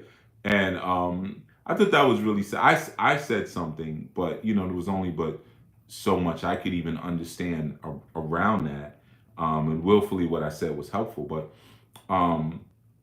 that was needed for his soul. And I use that example because I would think that would be pretty embarrassing for a person to admit, like, yeah, I was fondling my mother in her sleep. But it's good for the soul, and it's never going to be something that you're gonna feel comfortable with. It's always going to be something that's embarrassing. But let me tell you something about confession. Confession makes people love you. See, a lot of times people think that if they confess something, people will see them as terrible and they won't like them and they'll hate them. It's the exact opposite. When you honestly and faithfully and sincerely confess something, people love you even more. They love you for your sincerity. They love you for your authenticity. They love you for your honesty, you see. And it's that wall that you have to get over of, man, your perception of me is going to change. Maybe not. Maybe you'll just confirm some things I was kind of already seeing a little bit, you know. And maybe what I was seeing was worse than what you just confessed, you know. So that's just something to keep in mind, right? So I just wanted to share that. I know there's a bunch in the chat, and willfully you all are pulling out of that chat, and kind of connecting with each other. But yeah, man, Levette Anderson says another saying is, if it's an afterthought, keep it in, keep it. Yeah, if your apologies and that apology got to be swift. As soon as you do it, oh, because thought is fast. It doesn't take. You don't have to process what you did wrong. When people tell you like that, oh, I did something, you should apologize. Well, I'm processing. You're convincing yourself out of doing the right thing. That's what you're doing. You know, immediately when you step outside of goodwill. Because unless you're a person who doesn't function in goodwill, we got a bunch of those too. We got a bunch of those. You always are functioning with evil in your heart. You're just a dysfunctional ASS person. You know, you're always evil. So when you do something, it ain't nothing to you. That's just what I do. I walk through. When you walk down the street, the freaking Sanford and Son music be playing. Because you just a big junk truck coming down the damn street, just looking to junk everything up. I just hear that guitar starting on and that harmonica coming in. You see? But if you're a person who's functioning in goodwill and is always looking to be a light, as soon as you step outside of that, you're gonna, oh man, that's not me. Shouldn't did that. That ain't me. Let me get on that real quick. Let me orientate myself before I start thinking that's me. Because once I think that's me, that's when the games of lies, the schemes, and manipulation come into play. That's when it comes into play. Because now I have to now scheme around denial. Denial is everything. And if I don't say anything, I'm going to assume what you said. And once I assume what you said, I'm going to form my life around that fear of what you may be saying or thinking about me, instead of me taking the reins and saying, you know what, let me get in front of this. This is, or hey, you may have heard this about me, or you might hear this about me. And this is who I am. For me, myself, I've always said, hey, I wasn't always Chief Yuya. I wasn't always Chief Yuya. I wasn't always a good boy. And I don't, and there's no circumstance that I'm blaming it on other than my own wickedness. I didn't grow up in the ghetto. I spent a lot of time in the ghetto, but I didn't have to be in the ghetto. I don't have a hard luck story like, well, I had to feed my family because nah, I didn't do none of that. My pops drove a Mercedes. My Baba is world famous. He's a legend. It was money. There was money and fame. I ain't had no problem with none of that. Mom wasn't on drugs, nothing like that. I did things because I wanted to prove something to myself, that I could be just as evil as I was good. So I wasn't always Chief Yu. I could be just as cold-hearted as I was loving, And I had an inclination in my blood to outlaw life. Truth is, I still got an inclination to outlaw life. I just have to figure it out. Like, what the hell do I do with this? I don't want to follow no laws, no nothing. I don't want to do nothing they tell me to do. I was telling somebody that recently. That's why I never really did the club thing much. I used to like to go to clubs and go to the parking lot. I was a parking lot pimp. Like, I'm gonna stay in the car near my car so you can see what I'm whipping and all the actions in the parking lot. Like, if I'm trying to really get at a female and get some action out of in the club, it's too loud. You can't hear me. I can't hear. We dancing. What's your name? You can't even hear me. Huh? What's your name? Huh? I'm not going through all that, man. I'm too smooth for that. So I used to just stay in the parking lot. you know. But there was one other thing I didn't like about being in the club. I don't like nobody telling me what to do. I grew up in the era of throw your hands in the air and wave them like you just don't care. That's the era I grew up in. I never threw my hands in the air and I didn't do the whole, all the fellas said, ho. No, don't tell me what to do. I don't like people telling me what to do. So I didn't go to clubs when I was younger because I felt like the DJ was going to try to tell me what to do. Or I felt like the DJ was going to try to play a certain song to make me feel. Don't try to manipulate my feelings. You know what I'm saying? Don't try to manipulate me. You gonna play? I know what you're gonna play. You're gonna play Fool's Paradise. You know, towards the end of the club, like every club plays Fool. Don't try to make me dance. Don't try to make me. No, you know that's how set I was as a young man on. I didn't even really know what an alpha personality was, but that's how alpha I was. I'm not even gonna go to the club and do nothing you tell me to do. I'm gonna stay out here in the parking lot. You know what I mean? Because I know when I'm coming here for a certain kind of action. I can get all my action right out here. Don't try to manipulate me, right? You know, so you start to learn these things about yourself and understand that these some of these mindsets may also cause problems. You know, they may also cause problems within you. So you kind of have to know who you are. Like I said, I wasn't always Chief Yuya, you know, but I got in front of that. I did my personal examination. I went through my moments of shame. You know, it's like, damn. I went through my mirror therapy. I'm looking in the mirror like, bro, what's wrong with you? What the hell? What the F is your problem? Like, why can't you get this right? What's going on with you? Things that even if I may have told other people, they would have been like, well, that ain't that bad. You know, but you know within yourself what orientates you back to the good. I remember years ago, I was with a good friend of mine, my man in Kruma, and we were out somewhere, and he was like, "Yo, run me by the store real quick, you." So I ran him by, and he was like, "Yo," he was like, "Yo, I noticed something, man," because we was like out all day again. He's like, "You don't never eat." He's like, "But how are you so big and you don't eat?" I was like, "Man, sometimes I just eat a little bit of the wrong thing," and you know, he's like what? I was like, "Man, yesterday I had some wheat bread," and he started laughing. And Kruma's skinny. But he was laughing. He was like, wheat bread. I was like, all right, it may not be bad for you, but it's bad for me. Like, that's like me eating candy. You know, I mean, you know, not that it tastes like it, but it's like as bad for me, as, you know, eating wheat bread. Like, I had a sandwich. Like, it was an avocado sandwich with alfalfa sprouts and stuff like that, but it was on wheat bread, right? You know, so we all have our personal moments where we know where we're slipping, where we're falling, where we're not being light, where we're allowing ourselves to stay in that dark space, and we're allowing ourselves to stay dysfunctional, which is ultimately our evil. And whether bread is the devil for you, you know, or what you may consider to be little white lies, or deception by omission, you know, or you know, whatever it is. We all have different things and different levels. It could be levels of laziness, you know.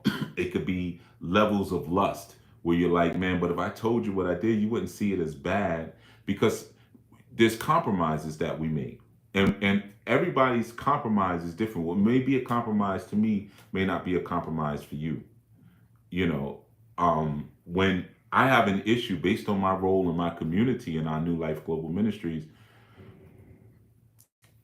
sometimes I don't feel like dealing with these people. I'm not really a social person like that. So a lot of times people be messing, hey Chief, I got this question, Chief, I got this problem. I'm like, I don't feel like being that right now. Sometimes I just want to be you, y'all. But the compromise would be me throwing my phone to the side or my tablet or ignoring that message.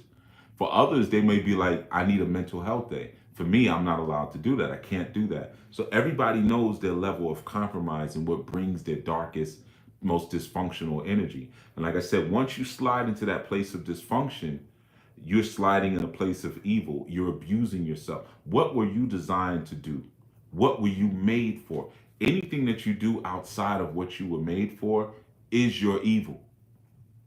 And it's the same way in the way that you use your body, and evil brings about sickness. You start doing things with your body that are against your culture, and watch the sickness that comes to you. Like for some people in certain cultures, it's okay for men to wear dresses and stuff. Me, that's not my culture. You're not gonna see me in no dress. You're not gonna. Somebody say, "Hey man, you put this dress on, we gonna kill your whole family." Well, look, Can I say goodbye first? you know, because you want me to curse all my generations going forward. I see what you're trying to do. You're gonna try to test me. You see. So for certain people to realize, well, that's a compromise I could do. Well, that's not my culture. I'm not compromising my culture. I'm not disrespecting my ancestors. I'm not compromising my culture. You will forget it. You do whatever you want to do. I'm not doing it. I'm not doing it. I'm not compromising my culture. You know, because I know who gave me that culture. And I know what it took for that culture to be maintained over the years of people attacking it and trying to rename us and claim us as something else. But nobody wanted to buy us back to what we were supposed to be. So that means my ancestors who were able to reclaim culture, they took it back. Like when you read the Deuteronomical curses, it says like, yo, no one, you will be sold and no one will redeem you. To redeem means to buy back. No one will buy you back. That means no one's coming over on the boat. No chief, Mansa Musa ain't coming over saying, bring them back over. Here's the bread, bring them back home. No. So that means if you're able to reclaim your consciousness, if you're able to reclaim your psychology, if you're able to reclaim your eating patterns, you're able, this is all within your culture. That means you didn't do it because someone bought you back and gave it to you. You did it because you fought for it. That's how you got it. You took it. Power is taken. Power is not given. You can't give me no power. I take power. You see? And if my power is in my activated knowledge, and that activated knowledge is knowledge of my culture and knowledge of the Holy One, that means that's something I took. Oh, don't fall. Okay. That's something that I took. You see, I'm not compromising that.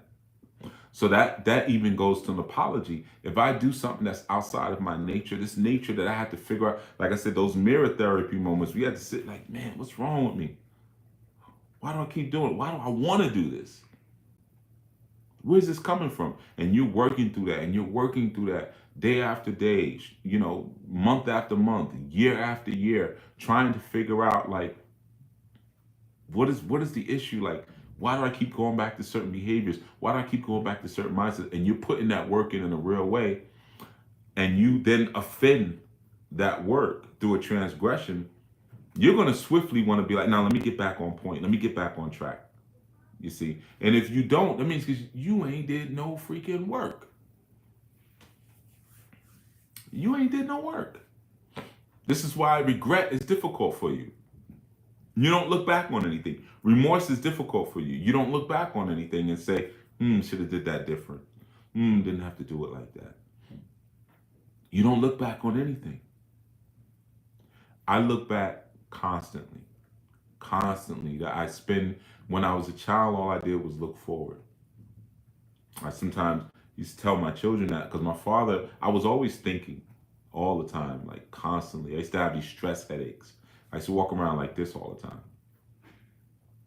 And my mother every time she'd see me, she'd do this. She'd be like, relax, relax. She would always, relax, son, relax. And I was always just thinking. And my father always was like, what are you thinking about? And it was always the same answer. What I'm going to be like when I grow up. I was so curious about who I was going to be as a man. I was fascinated by the idea of, am I going to be good? Am I going to be bad? Am I going to be like somebody important? Am I going to be somebody who, doesn't know what they're supposed to do with their life? And I would just sit and think about it constantly. And then I got to a certain age where I kept thinking about those things, but then I kept thinking about all the time behind me too, because I recognized the past is the future. Because you can time travel and you can affect the future by affecting your perception of the past. You see, so if something happened in the past, or I did something in the past, and I hold a certain idea of it, then that's going to determine what my future is going to be.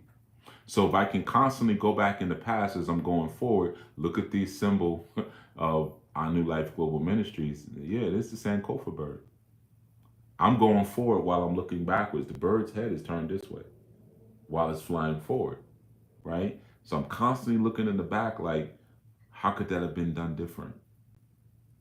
When that comes back around again, what are we going to do next time? But I got to still charge forward. So in that moment, I'm going back like, did I offend anybody? Did I scare anybody? Was I wrathful? You know, what are the things that I did in the past that are not in alignment with my highest values? And then going forward, what am I going to do next time that comes around? So I'm ready for it. I'm ready to always orientate towards the light all the time. You see, that's the work. Some ain't did that work. They've spent their life weaseling out of that work through denial, through pulling back and redefining and blaming the situation. Well, I ain't had no father. I grew up, and my mother never really loved me. And my parents never told me they loved me. You redefining the situation so you could weasel out of accountability. Like I said, you go where I used to live, and you ask them about Big U. You're not gonna hear. You're gonna hear good things like, yeah, he's a good dude, so, but you go into certain crevices and dark corners. You're gonna hear some other stuff. Big U. you know, like my younger brother told me that several times walking down the street. He was like, yo, I walked down the street. I had dudes pull me aside like, yo, you know who your brother was? Like, who your brother was? It wasn't always Chief Yuya. But I reflect, if I stayed in that space, I would still be Big U. If I wasn't able to go back in time travel, do this, time travel, and go back and talk and look at Big U. Like, what are you doing out here? The hell are you doing? What's wrong with you? Come on, man.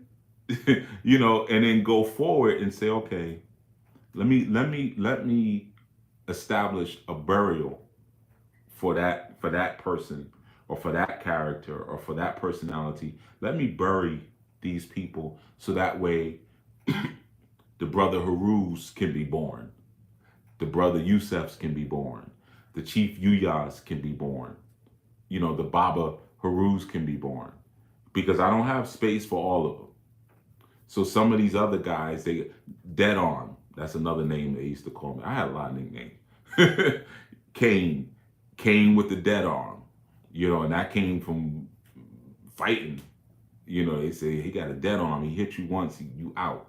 Dead arm, freaking again, truck diesel. All these different man. I gotta go. I gotta go because I need more space for this Chief Yuya guy. He's getting bigger. And he's getting bigger because more things are required of him. We need more of that. You see? But that required time travel through the womb of my own mind. And no one else may be sensitive to that, right? And that requires apologies. Going back, what did that guy do? What did Dead Arm do? You know, damn, that wasn't right. Let me see if I could find dude. Sometimes going on Facebook, looking up names, seeing I could find people and sending apology notes. I've done a lot of that, you know, stuff that people, man, I don't even remember that. I apologize to this kid, and we're gonna close out with this. He was not a kid, a young man I went to elementary school with, and I think it's his family. They had some financial challenges. Dude, they had to have, and he used to get picked on a lot in school. Man, it was bad. And at one point when I was younger, I went to I lived in a place where it was all Caucasian. So just to give you some background, so this was I don't like using this term, but you know, like when they say like trailer refuge or pole white refuge, he would be considered pole white, you know, refuge. Um, and I remember befriending him a little bit, like because he used to always sit by himself at lunch. It was sad, and he had his little like cheap fake toys, and he'd be playing with them by himself. And sometimes I would go over there and I would sit with him. And he's, you know, he had an odor. He's, you know, he used to smell a little bit, and so the children would make fun of him and stuff like that. And his last name was Green, so they used to like call him Booger Green and stuff like that. It was really messed up. Um, and I remember one time he said something. No, he didn't say anything. I was sitting with some other children at lunch, and he thought he did something wrong, and he was like, "You don't want to sit with me today?" And I was like, "No, I'm just sitting over here." But at that age, I didn't understand how important it was for him because he had no friends, none, zero, and it's something that haunted me. Now we're going back to like maybe fourth grade, fourth, fifth grade, something like that. And I as I got older, I thought about like, man, that boy had it rough. He had it rough, and I always thought about him. And maybe I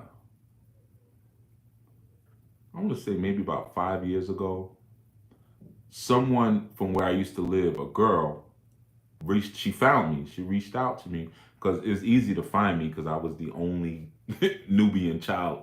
There was only two of us in the whole school, so they remember me, especially with a name like what I have. So she was like, "Hey, how you doing?" I was like, "Yeah, yeah, I'm cool. I'm cool. How you doing?"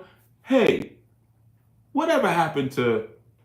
And she was like, "You know what's crazy? He works at a pharmacy, and such and such." I got in my car and went to go find him, and I walked. He was there. I walked in, and we're all grown men now. He had a head of gray hair and everything, and I was like, "Do you remember me?" You might not. He was like, "Yeah, I remember you." Of course, because I was probably the only black kid you ever met in your life, you know. And I apologized to him, and he was like, "Well, you were never one of the ones who made fun of me."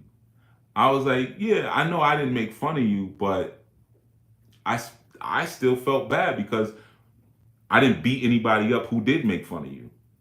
I was known for that when I was young. I was the bully beater upper, and I was like, but I never stopped them from making fun of you, and it bothered me that I didn't stop them, you know." And he was like, "Oh, it's no big deal." Like, you know, he was like, "It's cool," you know. And maybe it was at that point in his life. Maybe it was cool, but for me, it wasn't. You know, and we talked, and I was like, "Man, you know, if you ever want to go to dinner or something like that, we can do that, you know."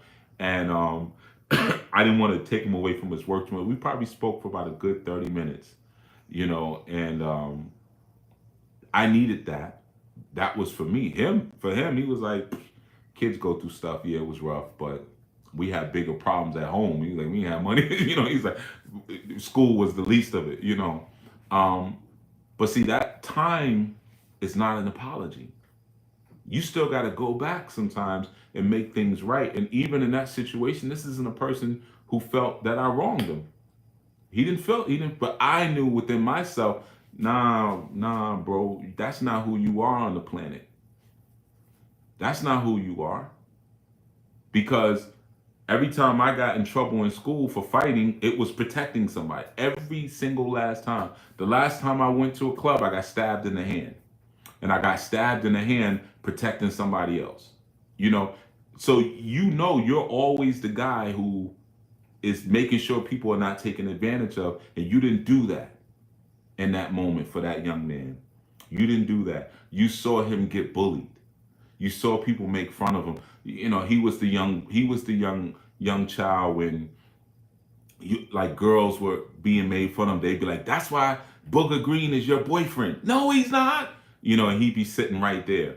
You know, or the new year in school when everybody got their fresh fit on, he's got something old. You could clearly see like, this is old. Like this is probably his brother's clothes, and you know, he doesn't smell that great and things like that. And you could have slid the whole class. I was a tough little kid. You could have slid the whole class and established the rule. Like, yo, don't make fun of him. You could have did that, and you didn't do it. You see, because the first in that same school, first day of class, I started that school in second grade. Um, I was being made fun of. They thought that's what it was gonna be, and they had never seen a Nubian child. Literally, where we used to live was, yeah, my parents was really trying to like. Not only they moved on up and moved on out. It was like, bro, like take me back to the city. Like, why are we out here? Like trying to give us a better life type thing. And I remember I was so excited for my first day of school, whatever, hair all greased up, got my fro all greased up, face all shiny, go to school, and they're like, look at his hair, it looks like a sponge. They were saying that on the bus. I'm like, all right, let that ride. We get into class, and kids are walking to go sharpen their pencil and touching my hair as they're walking by. I spazzed out. And they started talking about my lips. They were like, look how big his lips are. And then they were like, is that grease in your hair? I spazzed out. I started throwing chairs at everybody. Now you imagine a little boy in the second grade crying and throwing chairs from the back of the classroom. you know, that was the first day of school. And what triggered it is that my teacher, Miss Grover, I could say her name. I don't know her first name. I said one day I'm gonna try to find her if she's still alive. She comes up to me and asked me if she could touch my hair. She's like, "Can I touch your hair?" And of course, I was young. I didn't know. I was like, "Okay." And she was like, "Wow, it's so spongy." That's what caused me to snap. Um, I slid the whole class. I was like, I'm gonna F everybody up. I'm throwing chairs, boom, boom, boom, boom, boom, from the back of the classroom, just grabbing. They ran out. It was like a damn near like a fire drill. Everybody ran out the class. She's trying to get all the kids out the class. This is my first day of school. Second grade, Apshua School. That was the name of the school, Apshua. Um, so I knew how to advocate for myself. I knew what was right and what was wrong, but I didn't do it for him because I could have had the same reaction for him. I could have been like, because I from that moment forward, everybody knew like don't mess with him. Like how this like he's black, so he's tough. It was that kind of thing. Like he's black, he's tough. And I didn't do it. I didn't protect him when I could have protected him. That's not me. So I'm giving you that long story, and I'm going back even in my head because um, this is a pain point for me. Even though I went back and I apologized, and he didn't really understand the apology because he was like, you never made fun of me, but he didn't really understand like I'm an original man. My people are older than your people. Our job is to instruct, guide, and protect. It's like Guardian of the Galaxy type thing. I knew that even as a child, that I'm older than you. And I didn't do my job because, yeah, I never got caught up in making fun of you, but I didn't do my job. And it could have, one or two words. It could have been me just grabbing somebody on the playground, like, yo, if you make fun of me again, I'm going to break your nose. Because I did it before, but I didn't do it for him, right? So we all have those things. And like I said, that's a pain point for me. I'm old enough to be that little boy's grandfather now. I'm old enough to be that little boy's grandfather, and I still think back and like, man, that was so sad. That was so sad that he had to go through that, and it was so sad, and I feel ashamed that I didn't protect him, even though he was older than me because I had skipped grades, so everybody was always older than me. As I was young, they kept wanting to put me up more, to a higher grade. But still, I was big and strong and not scared, and I didn't do what I was designed to do. I didn't function as I should have. You see? So an apology has no time limits, man. It has no time limits. And even if you're not doing it for the other person for forgiveness, you're doing it to realign back to your true and original purpose. That's the reason for it. And you may have to go back decades like I did and say things that may not make, they may look at you like, okay, sure. It may be that sort of thing, or it may be, man, I'm glad you said that. That means a lot to me. It may be that. But you're not looking for reaction. You're looking to align with your purpose and your design, which is goodwill. Your original purpose is goodwill. You see. All right. So that has been our segment, Power of Apology. If you have an opportunity to apologize and you owe one, do it and do it right. If it's a checklist apology, it's not gonna. It doesn't have the same power. So if you ain't gonna do it right, don't do it at all. Because for some things you only get one chance. You know. So if y'all think y'all gonna flood my inbox with apology, but some of y'all it's too late. You're like, yeah, well, like I said, good behavior and goodwill is the function. You know, that's what you have to. That's what you have to send out. Good conduct. You got to say the words. That's a part of it, but it has to be accompanied by a lot of goodwill. And will is not, I'm willing the best for you.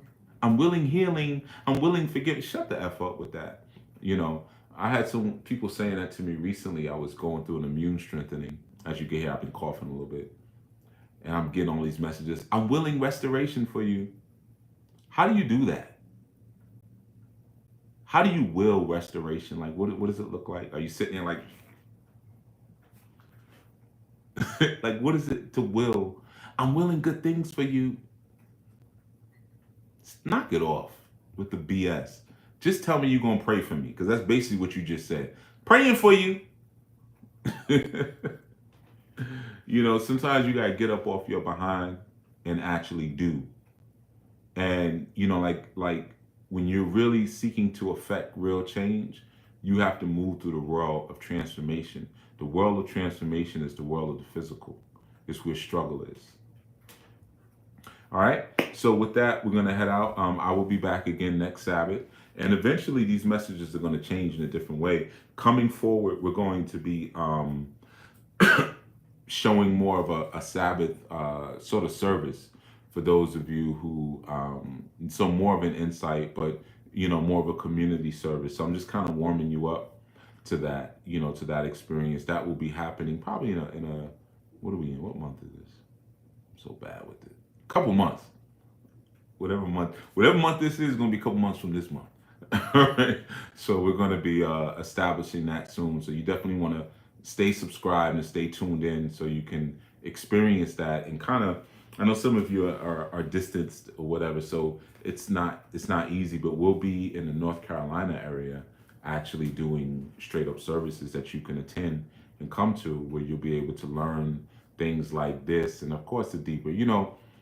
Obviously I explore a lot of metaphysics, and if you just do a search real quick, you're going to see metaphysical information all the time. But sometimes it's the basic things, the psychological things like this, that really jam up our ability to enact our metaphysical ability. Going beyond. Meta means above the physical. Above the physical is the mind. So you have to be able to understand the mechanisms of the mind, control the mind, in order to properly affect other powers that you have. We do have powers, but sometimes we have these blockages that are in the name of our ego, things that are festering inside of us, our dysfunctions that we're holding on to because we don't realize that they're making us evil, or they are our evil, things like that, and we're not aware of it. So sometimes I may speak about, sort of higher, deeper, esoteric ideas, but there's times when I also need to pull back and say, listen, this is how you say sorry in the right way. And it may seem so very basic, but understand that when you're restoring something, like when you're restoring respect, you're to restore something, if you've ever seen a restoration process, sometimes you have to strip things down to the guts. I've restored motorcycles, and I've strip those bikes down to the frame. Ain't nothing but a frame there that you could pick up with one hand. And sometimes it's welding parts. You might have a bent frame. You got to weld something or take it to a machine shop before you start even putting the engine back together. Sometimes a proper apology is just that detail. It's like restoring an old house. I got to go all the way back down to the foundation and see where things went left and start putting it back together.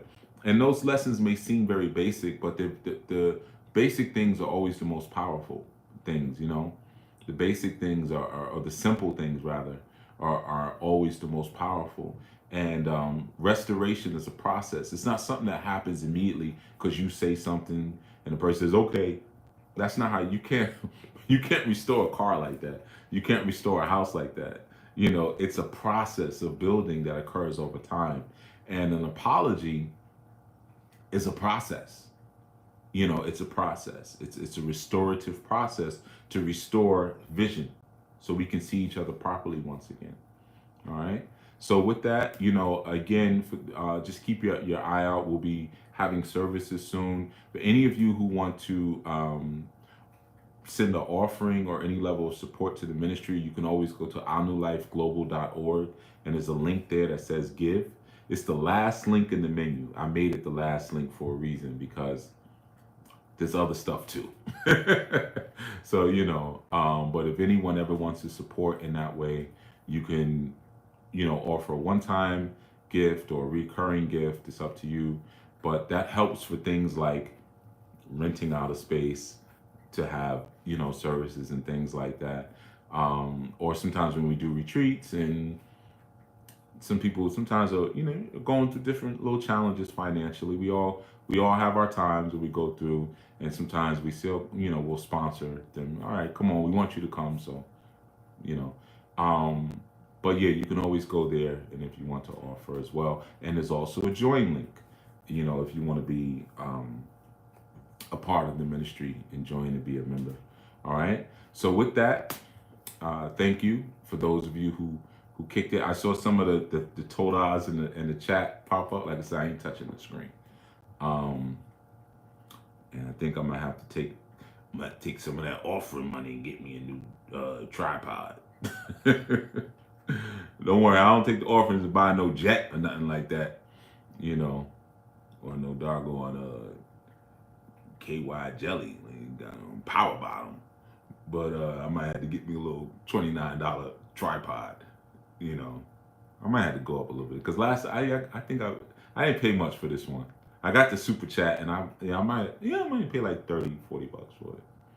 But hey, it made it through the pandemic. It made it through all those commander days when we were doing them outside in the dawning when I would go do my workout movement, and then I would do the commander day. So it made it through all of those. So I'm not mad at it. It's about 3-4 years old. But knowing me, I'll probably try to repair it again. I got plenty of rubber bands. All right, but yeah. All right, I'm not gonna go through that chat, man. I'm done. All right, yeah, man. All right, so yeah. Now do some time travel. Go back, man. Just sit in a quiet place and just time travel is a real thing. And when you start changing your past perceptually, it's gonna change your future. I'm telling you, it does. That's how this thing works. That's why they tell you in time travel, don't touch anything, don't talk to anybody, because it'll change events in the future. Well, that's what you can do here. You can make things a reality because every attachment that you have exists in your head. You could go back in time and convince yourself that your parents wasn't your parents. And they won't be, because your parents are only your parents because of the perceptual relationship that you have with them. Everything is a perceptual relationship, so you can go back and recreate those perceptual relationships because it's all a retro perspective. All of it is thinking back like, oh yeah, that's this. Oh yeah, I got that. Oh yeah, I got this. You see? It's like when you put things in storage and you forget you own them until you go through your storage. Oh man, I forgot I had this. Right, because it was out of your mind. So then you reestablish a perceptual relationship with it, which now changes my present, which changes the now future. All right, you got it. Anyway, thank you for all riding along. I will see you all next Sabbath. Be safe, be well, and be good. All right, if nothing else. Shalom.